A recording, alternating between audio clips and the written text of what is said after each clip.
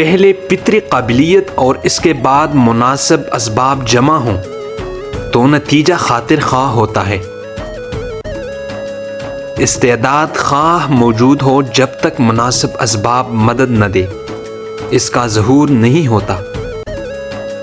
آدمی ان ہاتھ اور پاؤں کا نام نہیں، آدمیت ایک حقیقت ہے۔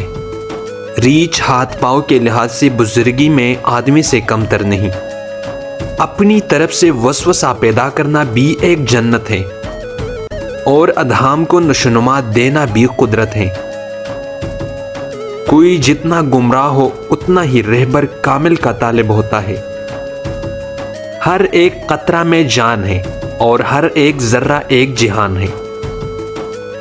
کائنات کو جس نظر سے دیکھو گے تمہیں وہی کچھ محسوس ہوگی۔ ایمان ایک نفسیاتی حقیقت ہے اور اس کا سرچشمہ وہ تیقن ہے جس سے علم میں علم کے شان پیدا ہوتی ہے۔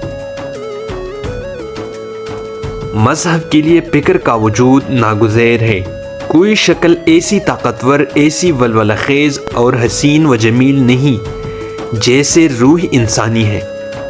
تقدیر اس زمانے سے عبارت ہے جس کے امکانات کا انکشاف ابھی باقی ہے۔ یاد رکھو، دنیا کی کوئی قوم اپنا اصول قومیت چھوڑ کر زندہ نہیں رہ سکتی۔ میرے نزدیک خدا کی ہستی پر سب سے بڑی دلیل خود پیغمبر خدا صلی اللہ علیہ وسلم کا اپنا وجود ہے۔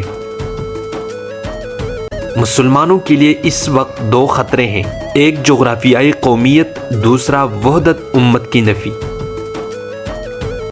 میں عورتوں کا محفلوں میں مل جل کر بیٹھنا پسند نہیں کرتا۔ موت کا کوئی وجود نہیں، اصل زندگی ہے، موت نہیں۔ انسانی جسم کے لیے بھی غیر قانونی حیثیت اختیار کر لینا ممکن ہے۔ اگر آپ کے پاس تہذیب کو ناپنے کا کوئی پیمانہ ہے تو آپ کو ماننا پڑے گا کہ دور حاضر میں تہذیب روبہ زوال ہے۔ حکومت کا سب سے بڑا فرض افراد کے اخلاق کی حفاظت ہے۔ آرٹ میں اطمینان و مسرت ضرور ہے، قوت نہیں۔ مذہب میں اطمینان اور قوت دونوں چیزیں ہیں۔ ہر صحیح مومن فوق البشر ہے۔